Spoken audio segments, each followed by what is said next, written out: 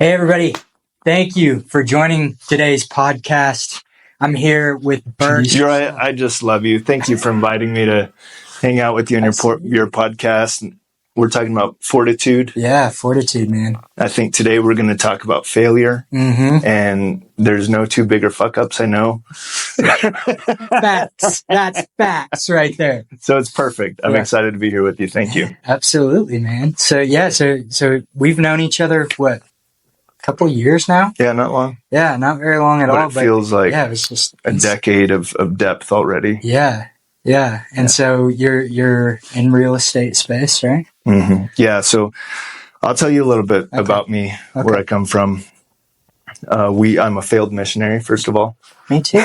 That's interesting. Yeah, we overlap there. Or recovering missionary, whatever word you want to use there. We were missionaries in South America. About 7 years. And then we moved to the States to save our marriage. Awesome. Because we were failing there too. Mm-hmm. And then that was 6 years ago now, this month. Wow.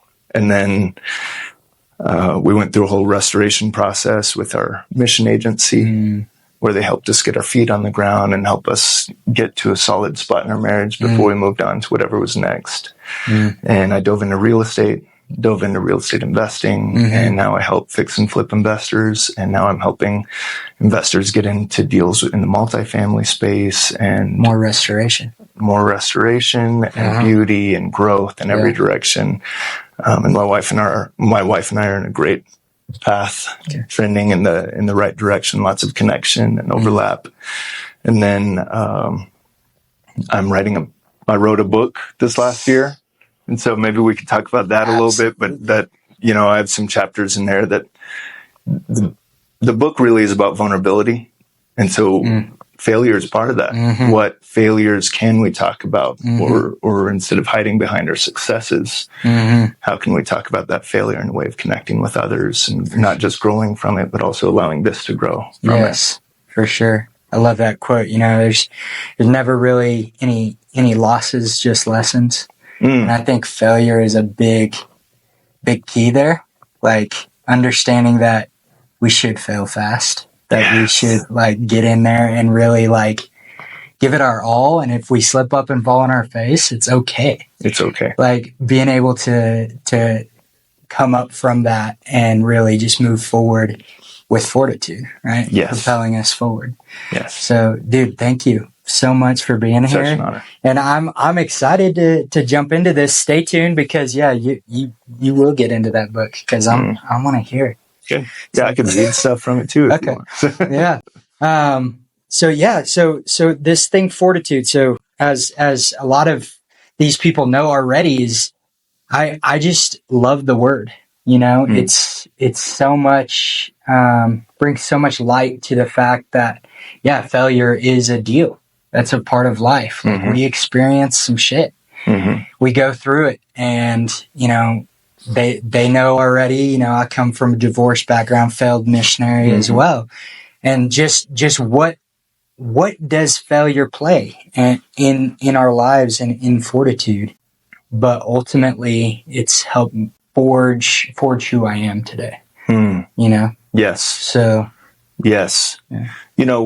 Every single self-help book and business book on the planet that's come out in the last few years quotes mindset. In it, she's talking about how we encounter failure and we grow from it. Yeah. And we get better, right? Yeah. And so it's a chiseling and improving. I feel like that's first level. It's kind of foundational. It has to be there, but there's so much more to it than just that. It goes beyond that, because what you're talking about is how everything in life changes and grows and expands because of that failure. The way I word it is failures are our greatest assets. Failures are my greatest assets. Where I've messed up, that's literally made me who I am today. Exactly what you're saying. Yeah, that's so good.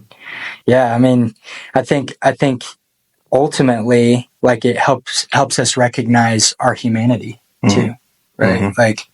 We are not some alien race or superhero mentality. I mean, we were just talking about superheroes as we were setting up, right? The shots and everything. Life is not that way. Yeah. We shouldn't be the hero. Like, we should live our life how I believe God intended us to live our lives. And a lot of that is screwing up and finding out and going through the process. You know, my least favorite kind of TV shows to watch in the world or movies are ones where the character has no deep flaws. You know, Designated Survivor. Have you seen that TV show? Super compelling storyline where some guy who doesn't want to be president ends up being president of the United States. Really compelling. Yeah. Really good guy, makes good decisions, full of wisdom every single time. But he has no other failures in life. Yeah. He has no, you know, he learns like these little tiny little Full House moments, but he doesn't have anything he's struggling with inside. And so you can't attach to the character at all. Right. It's not human. No relatability. It's no relatability because it's not human. We as humans, we're deeply flawed. Yeah. And we're improving. Yeah. We're not stuck there. Right.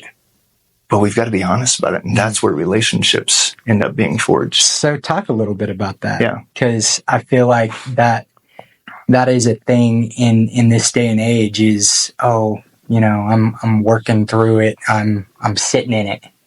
I'm experiencing it, you know, but you said we don't stay there. Yeah. We don't stay. What? We keep going. Yeah. Well, that is growth mindset, right?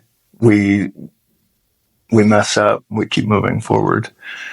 I'm going to give a really vulnerable example here. So I went to this men's weekend where we dealt with addiction stuff, and there's about 50 of us there. And I volunteered for some crazy reason to be the guinea pig on something where we were talking about shame that day. And so as everybody's in the group, I kind of broke in, and it's this disruptive practice. I broke in just in my underwear, covered in mud, holding a big rock. And it's weird, right?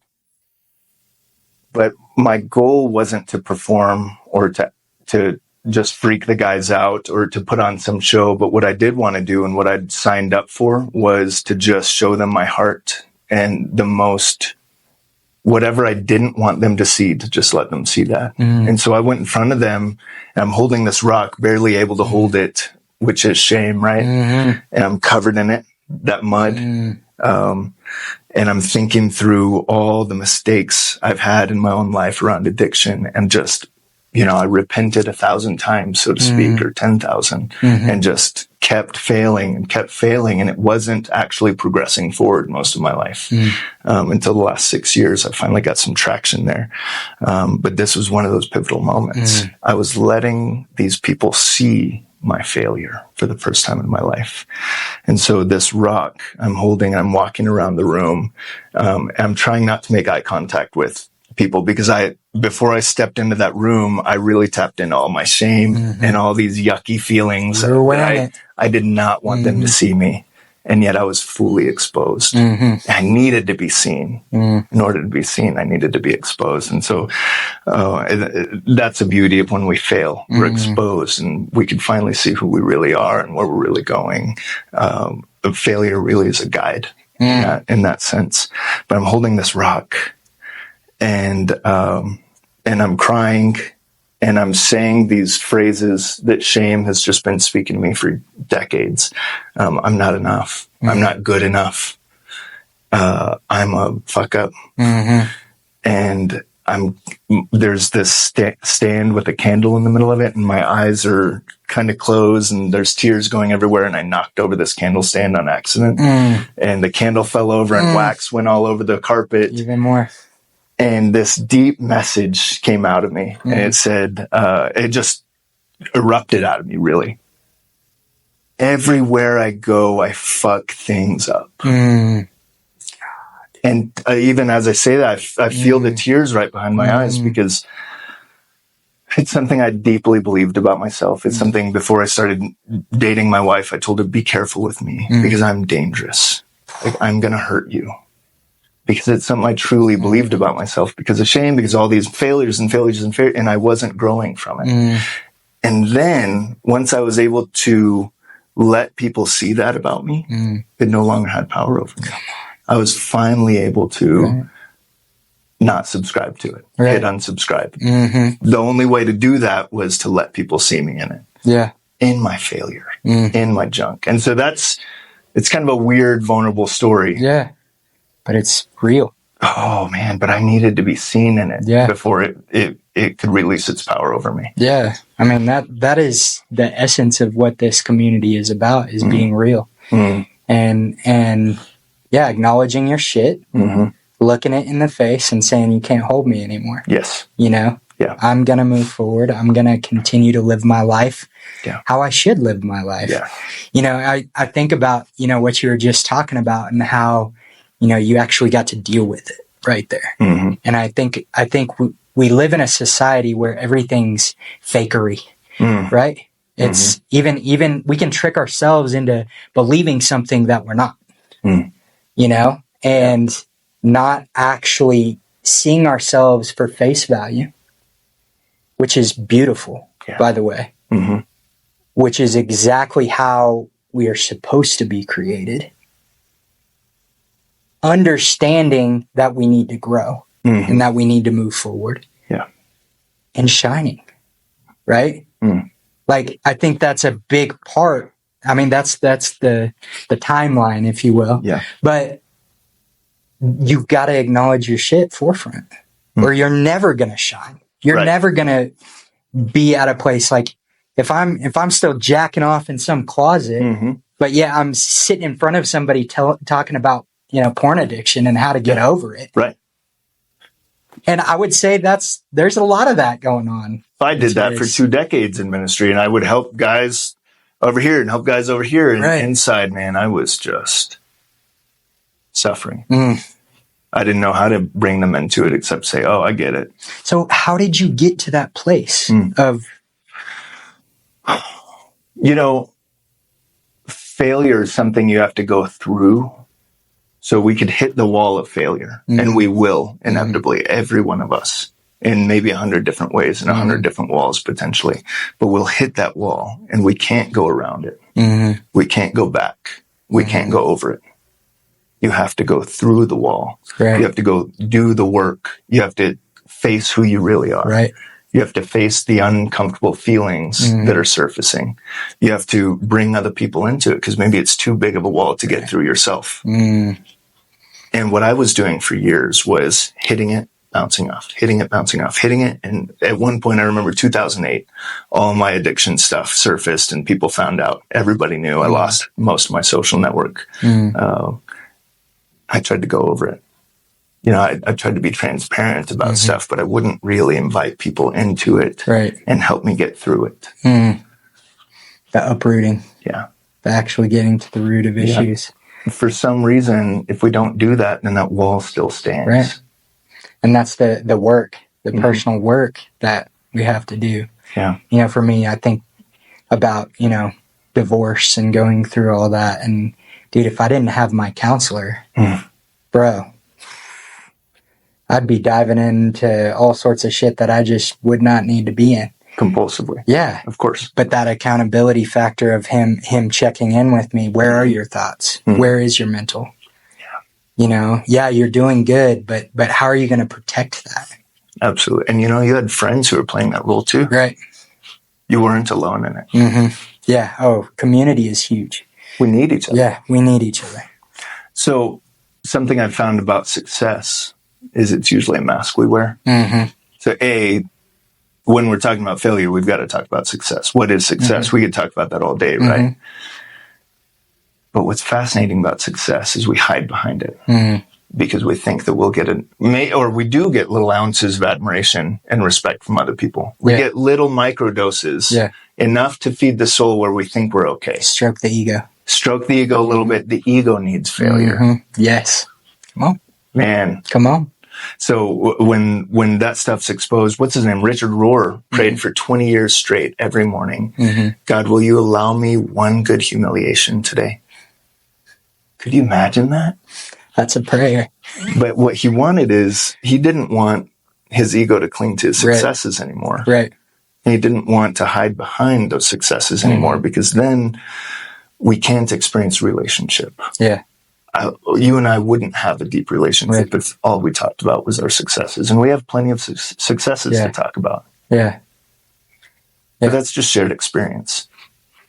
When we start talking about the pains and our failures, our maybe mistakes, maybe our places where we're stuck, and we invite somebody into that. Like a year ago, I started inviting people into my finances, personal finances, and that was so uncomfortable.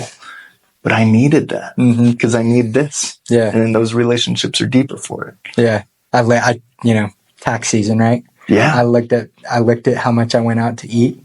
Oh my gosh. Oh, no. Not this year. Yeah. Not this year. It's scary. Yes. It's when you hold yourself accountable in certain areas and you realize the human that you are. Oh. But being able to face yourself and again still see the beauty. Yeah. That's a challenge. Yeah. Because we have some negative self-talk that tends to kick us in the dick a couple times. Oh yeah. And it's hard to really look yourself in the face and say, you are good. You are worthy. It's so much easier to believe that message. You're not good enough. That's eating popcorn, man. Yeah. Cheesecake. Yeah. I have 30 years track record of believing that message. But to believe that I'm good enough, I'm worthy of love, I'm worthy of treating myself with kindness, that's foreign. That's just been a few years in and it still feels foreign. Right. Well, we talk about masculinity, right? Mm-hmm. Talk about that a little bit. Oof. I think vulnerability is one of the greatest strengths that a man can cultivate. Being real. Yeah. Being real, it takes tremendous courage for a man to open up his heart and say, this is as I am. This is who I am. This is all of it. It takes tremendous courage for a man to cry in front of another. Telling you. It takes tremendous courage for a man to show up fully and say, this is me, weakness and all. That's strength. That's powerful. Anytime I host fire nights, that's what my book's about. It's called Fire Nights. So I'll invite guys to sit around a campfire and we'll light pipes and cigars and have some whiskey. But we open it up. We make sure there's confidentiality. There's 2 or 3 little guidelines we go by. That's awesome. Nobody's going to find out what we talked about. That has to be there. But anytime a guy breaks out in tears, which is usually once every fire night, at least, I always have to remind them, do not mistake those tears for weakness. That is such courage. Come on. That's strength. That's masculinity. It's part of masculinity. So part of culture, we have 2 extremes of masculinity. We have this alpha male that's been abusive, that has caused destruction, that's done things like rape and power over others. Right. All of that. Yeah. And there's parts of us that identify with that stuff too. And there's this other extreme of masculinity that says, well, this is so confusing, I want nothing to do with it. Right. And so we throw out the baby with the bathwater. The write-off. It's called the fallacy in logic. If there's an error with it, let's throw the whole thing out. It doesn't work. But there's something in the middle that's strong and gentle and kind and protective and courageous and and vulnerable, all these things at the same time. That's healthy, beautiful masculinity that this world needs. Yeah. I mean, I went to 1 or 2 fire nights and I remember one of the first ones, I was just finalizing my divorce. Right. I remember. And being able to know that it was a safe place to just share the shit. Where I fucked up and how it just was not going to work. Dude, and busting. Like I still feel it today, and the men just being there and listening. Like creating that space to be real and be vulnerable. Dude, that's priceless. So I can't thank you enough for, those fire nights. That's huge. Love that. Well, it's something simple enough. The reason I had to write it into a book, I've been doing it for 6 years now, different groups of guys. And it's been the most healing part of my entire mental health journey and emotional maturity journey. All of that's come, I'd say 70% of that's going to these fire nights and just opening up, lighting a fire with some other men. Yeah. But I had to write it because it's something that people could do anywhere. Yeah. It's so simple. Very replicable. And this is a world where we all sit behind Zoom meetings. We sit behind cameras and microphones. And there's so many people that work from home now. Just in the last 3 years. Oh, my gosh. Huge shift. Isolation. Tons of isolation. And are you surprised that suicide is 3 times higher for men than it is for women? We're isolated. We're not allowed to talk about our emotions most of the time. When things are hard and we can't show that with other men, we have to hide it. Yeah. So one of the problems with failure is that it leads to shame. Shame leads to hiddenness. It leads to blame. It leads to all these things that cause us to be isolated. And we end up just lonely to the core. Fire nights is one of those things where you're not lonely anymore. You can invite other people into your shit. You can invite other people into your heart space. You can invite other people into your successes too, but they're not masks anymore. Yeah. I mean, that community is crucial.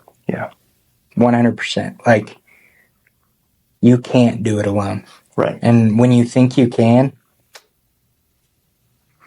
that's when you're on your face. And you're like, holy crap. Failure reminds us that we're not autonomous. We need each other. There's this section in the book called I Am Needy. And I started saying, say this out loud with me. I am needy. And I unpack it in the rest of the chapter. There's this verse in the Psalms, if you read the Psalms, that says, as for me, I am needy, and my heart is wounded within me. David, at the peak of his kingdom, he says, I am needy. As for me, I am poor and needy. My heart is wounded within me. It's hard for us as men to say we're needy. We need something. But if we think about it, it's to be needy is to be human. We need water. 3 days without it, we die. We don't have oxygen. How long are you going to survive? 2 minutes? 3? Like, if that's not neediness, I don't know what it is. What else do we need? We need relationship. Man, if I don't have you in my life and men like you, I begin to just like rot in my isolation. My wife, she can provide a lot for me emotionally. She can't provide everything for me, though. I put that weight on her in the past. That was a big point of failure in our marriage. And I was able to, since then, I've learned to bring men into the conversation and to meet some of those needs. And I realized, it takes pressure off of her. And then because I'm not less needy on her and I'm having needs met elsewhere, I feel more like I can thrive, and she's more attracted to that than when I put everything on her. For sure. So the fact that I need you in my life has helped me see that, or helped my marriage thrive even more. It's just crazy, right? But what are the other areas we need? There's several. So talk a little bit about how this vulnerability, this failure happens in the world of business, in that 1099 venture life. When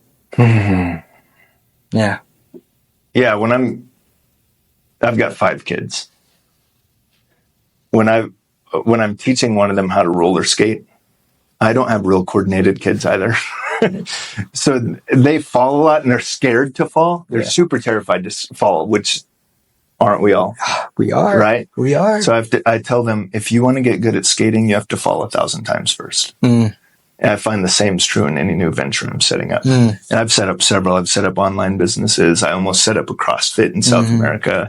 I had a fashion photography business that I've shot on 4 different continents and for some of the biggest productions in the world. And even that one was a failure. But what I found is I'm getting my reps in.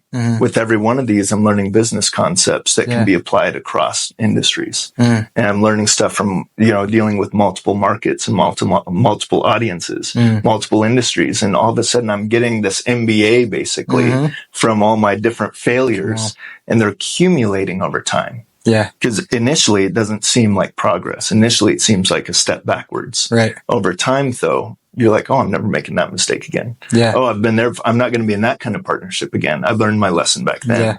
Ooh, that is the kind of partnership I've been looking for though. Or, you're constantly building on this briefcase of knowledge. Yeah. And I would call it wisdom, because knowledge is like, you could read a book and not learn anything from it. But when you actually start applying it, that's wisdom, right? Hormozy, he said, I don't read books. I study them. Yeah. I mean, application is huge. We are needing to apply more. In the learning society that we are scared to fall. Right. We're scared to fall. We're scared to learn how to roller skate. Thank you for that. That was good. Oh man, yeah, that was a really good analogy. Yeah. I had a flip where I lost $80,000 when money was tight. And so the lessons I learned from that, well, I had PTSD for the next year. I was scared to get back investing in the market. I almost was like, okay, I'm done with real estate. What else can I do in life? And I'm good at real estate. I'm good at investing. I'm good at flips, and I'm good at helping other investors. But I got so scared from getting burned. I fell, and when you're roller skating, or ice skating, and you fall and hit your tailbone, that's what it felt like. And I was like, I do not want to get back out on the ice. It took a year before I got the courage to get back in the game. Maybe a little over a year. It was a hard failure. I thought I was going to make 60 grand on it, and I lost 20 grand. $80,000 difference. Yeah. That'll wake you up. But man, the things I learned from that, I can probably, I walk other investors. I have a turnkey fix and flip business now. I walk other investors through how to do their first few fix and flips. And I know how to guide them because I've already made 1,000 mistakes in it. I know how to roller skate, so I can show them how to roller skate now, so to speak. That's the value of mentorship too. Yeah. Like value of being able to trust somebody that's gone before you. Right. Being vulnerable. Oof. Like recognizing, I need to learn this area before I can even try. What do you think's more valuable? If I made 80,000 on the flip, or that I lost 80,000? Yeah, I mean, what's more valuable? I think it is losing, right? Because then you can take those lessons and actually apply them to the next venture, deal, whatever you're doing. Yes, and you're talking wiser. 10x, 100x, absolutely compound. Yeah, because if you have big successes right off the bat, and then you had to have a failure like I did, you get out of the game. You're done. Yep. Because you don't know what you did wrong. Right. But if you learn, you fail forward. You keep learning from it. Keep diving in. Keep getting on the ice skating rink, so to speak. Get your reps in, baby. Get your reps in. You want to read a little bit of your book to us? Yeah, of course. Freaking out and pay attention. This is good stuff, people. Yeah, I don't know what chapter this is in. Yeah. I can't remember, but it's probably a good thing. This section of the chapter is called Our Failures Are Our Greatest Assets. And so I'm not going to read the whole thing. I'm just going to read a paragraph or two. What if our failures were our greatest assets instead? We can learn to bring a growth mindset into any aspect of our lives, including how we relate with others. If we see failures as opportunities for growth and learning, it's easier to be honest about them and stop hiding behind our successes. Later on, I say we can hide behind success and fail to experience love. Or we can be honest and experience love, which leads to greater success. Man, when I could share my failures with my wife in business, then she can be more behind me and support me in it and help me not make them in the future. I mean, there's so many accumulating things here that lead to greater successes in life and more success in the marriage, because I'm not hiding my failures from her. We're fully open about those things. Later it says, it's a reminder that we don't have to be perfect and that our weaknesses and failures are a source of strength and growth in our lives. Our failures are our greatest assets. So just a personal story. When we were living overseas in South America, we were living in Uruguay for about 7. We had 2 kids. We had a 3rd kid on the way. And I was traveling for work. I was in Milan, Italy. And I was shooting Fashion Week, one of the big 4. It's invite only. It's hard to get into. I was so excited to be there. I was doing 17-hour work days. I was jet lagged. Before that, I had a production in Kuala Lumpur, Malaysia.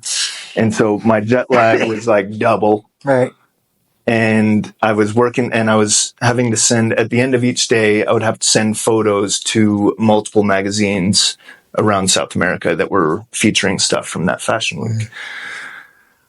So I was exhausted. It was a perfect storm. My wife and I were not connecting. I was burnt out from ministry.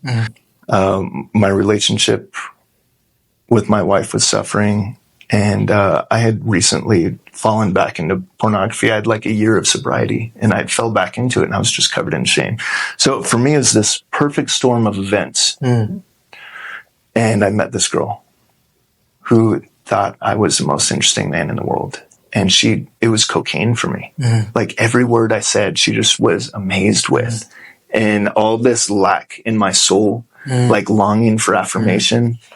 Yep. All of a sudden she's feeding it to me like dump truck, just pouring it on me. And I ended up crossing a bunch of lines with her that night. And on my flight home, I penned out my confession to my wife. I think it was the next day. And so I'm not giving excuses to the whole situation. It was a perfect storm for me to end up acting out with this lady. The way I word it in the book is that the sun had set, we're holding hands. The sun had set to a prior life and rose to a new one. And it was a really pivotal moment in my life. So one of the biggest mistakes I've ever made in my life, one of my biggest failures. And I can look back on it with so much gratitude, because it's also one of the biggest gifts I've ever been given in my life. My wife and I didn't talk for a week after she found out. We barely survived. We ended up moving back to Colorado Springs, getting years of counseling, we've paid more in counseling than we ever have for real estate. Or our cars combined, it's something we desperately needed. We needed help. But from the ashes of all that burning down, we've developed a healthy marriage full of connection.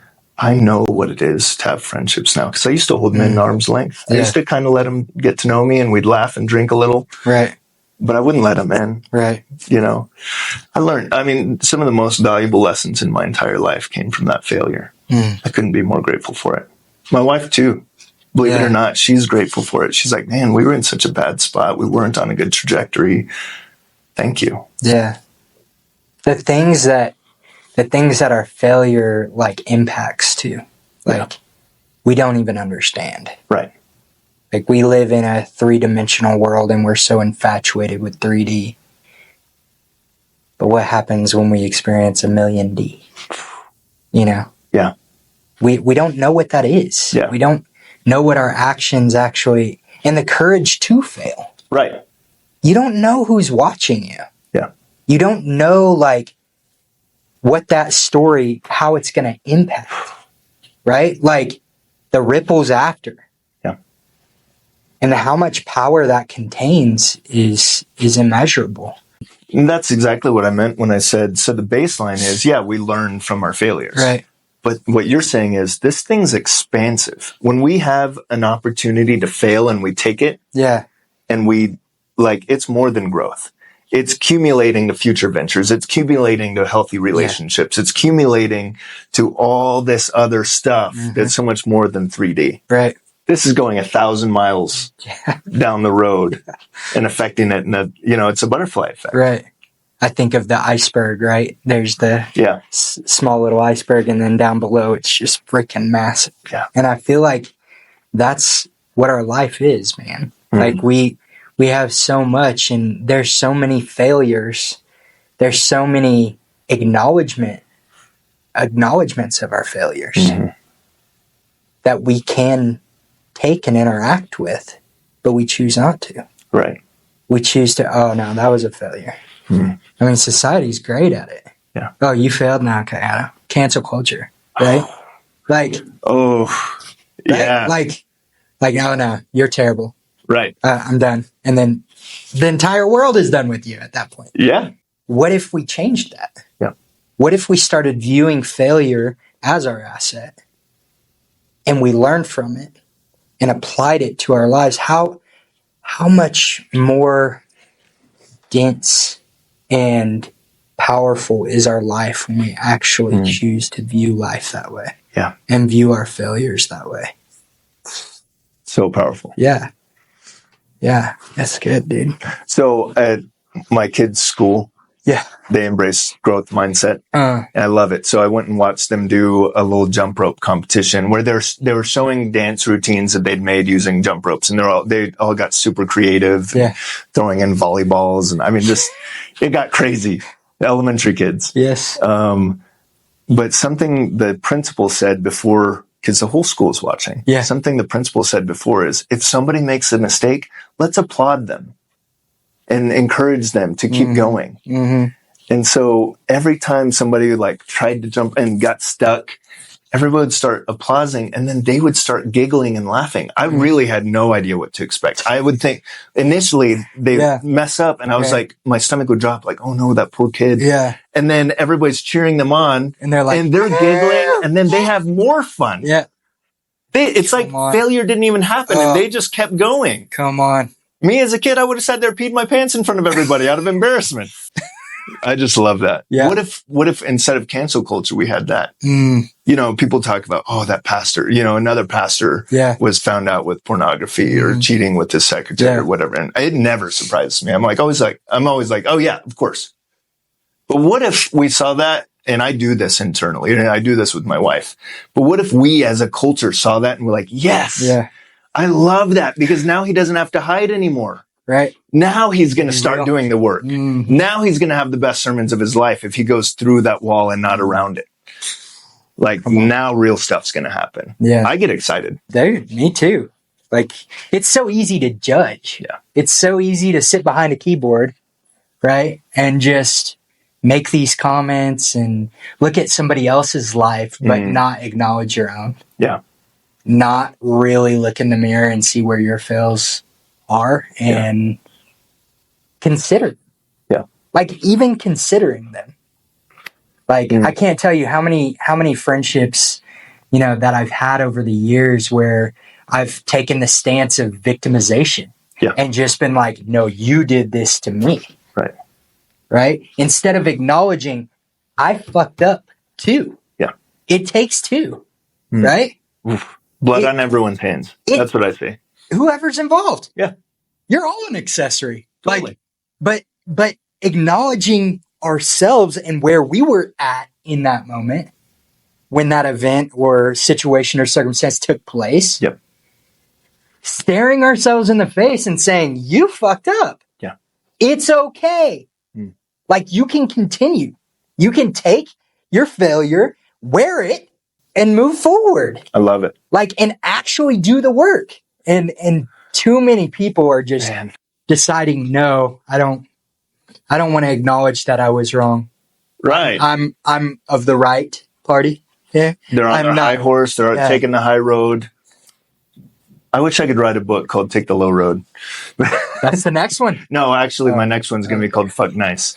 We'll talk about that next time, though. How can people pick up your book? Mm-hmm. And how can they reach out to you? Firenights.net. Firenights. The book will be released April 9th. There's this verse in Proverbs 4 that says, the beginning of wisdom is this: get wisdom though it may cost everything you have. Mm. And I feel that. When I've had my biggest failures that cost everything I have, I lose my ministry title. I almost lose my family or my marriage. I lose some family members, lose a ton of friends, lose financial support, all this stuff. Yeah. Everything's ripped out. Yeah. That's our chance to actually get wisdom. So I really appreciate that you said that, because that's where these failures lead. Yeah. You know, the book will be available on Amazon, Barnes and Noble, anywhere books are sold. I'm just really excited about the book to come out. And I want to see more of people relating like this, like what we're talking about. That's the whole point of the book. And it kind of gives a model for how to do that. Yeah, firenights.net. And then social media, I'm Burke_Atkerson on Instagram. Thank you guys so much for being here today. And remember, forge on and stand strong.